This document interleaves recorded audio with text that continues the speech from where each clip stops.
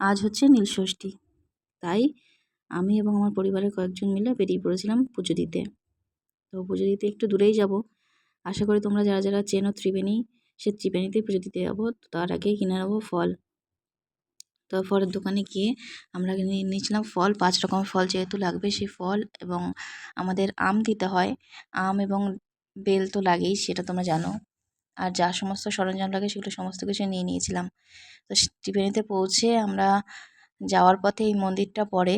আমরা এখানে পুজো দেবো না, আমরা দেবো গঙ্গার পাশেই যেখানে মন্দিরগুলো রয়েছে সেখানেই পুজো দেবো। তো যাওয়ার পথে কিছু ভিডিও করে নিয়েছিলাম, সেটা তোমাদের দেখালাম। এখানে যাওয়ার পথে কিন্তু দোকানে অনেক কিছু পাওয়া যায়, মানে পুজো যে সমস্ত সরঞ্জাম বলো সেগুলো সমস্ত কিছু পাওয়া যায়, পুজোর জিনিসপত্র সমস্ত কিছু কিন্তু এখানে পাবে।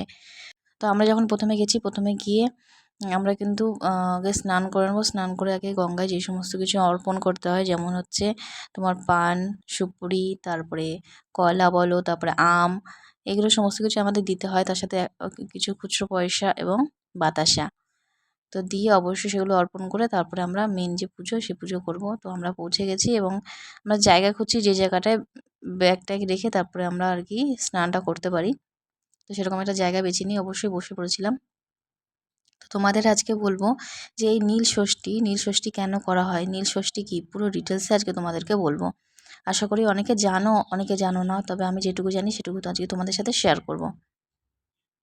তো কী কারণে এই নীলষষ্ঠী করা হয়, এই নীলের পুজো অর্থাৎ মহাদেবের পুজো করা হয়। এই নীল পুজো বা নীলষষ্ঠী হলো মহাদেবের এমন একটি পুজো যেটা সনাতন ধর্মের সমস্ত বাঙালিরা এই লোকোৎসব পালন করে থাকে, যেটি মূলত নীল বা নীলাবতী নামে পরিচিত।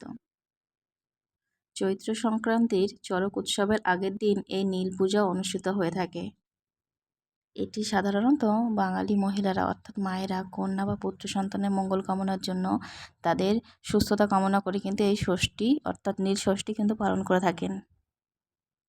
আর এই নীল ষষ্ঠীর পরের দিনই হলো চৈত্র সংক্রান্তি, অর্থাৎ চৈত্র মাসের শেষ দিন। আশা করি তোমরা বুঝতে পারলে। তো আমাদের দেখো স্নান করে আমরা কিন্তু পুজো দিয়ে নিয়েছি। আর যেহেতু ভেতরে ছিলাম সেরকম বেশি ভিডিও কিন্তু করতে পারিনি, যেটুকু ক্যাপচার করছি সেটুকু তোমাদের সাথে শেয়ার করলাম। আশা করি এই ভিডিওর থেকে তোমরা অনেক কিছু জানতে পারলে, এবং তোমরা কারা কারা নীলষষ্ঠী পালন করেছো অবশ্যই কিন্তু কমেন্টে জানিও। সকাল থেকে যেহেতু উপোস করেছিলাম, সেহেতু পুজো দেওয়ার পরে কিন্তু কিছু একটু মুখে দিয়ে তারপরে আমরা আগে জল খাবো, তারপরে একটু প্রসাদ গ্রহণ করব। আর এখানে কিন্তু আমরা এই যে পাশে যে দেখছো এইখানটায় কিন্তু আমরা পুজো দিয়েছিলাম। আর এই মন্দিরটা হয়তো বন্ধ হয়ে যাবে, সেই কারণে সব কিছু গুছিয়ে ফেলছিল। আর এই যে আমার বাটা মানে যে ঝুড়িতে ফল টল ছিল সেগুলো দিয়ে পুজো দিয়েছিলাম। আর এখানে কিন্তু মোমবাতি এবং ধূপকাঠি ধরে দিয়েছিলাম। তো আশা করি ভিডিওটা তোমরা দেখলে তোমাদের ভালো লেগেছে, আশা করি। অবশ্যই কমেন্টে কিন্তু জানাতে ভুলবে না। আর চলো, আর কি, হয়ে গেছে পুজো দেওয়া, এবার বাড়ির উদ্দেশ্যে রওনা দেবো। সকলকে নিয়ে এবার চলো বাড়ি যাই। আর তোমাদের লাস্ট একবার দেখিয়ে দিই মন্দিরের চারপাশটা। আর দেখো গঙ্গাটা কত সুন্দর লাগছে, তাই না? চলো তাহলে টাটা সবাইকে, সকলে ভালো থেকো এবং সুস্থ থেকো।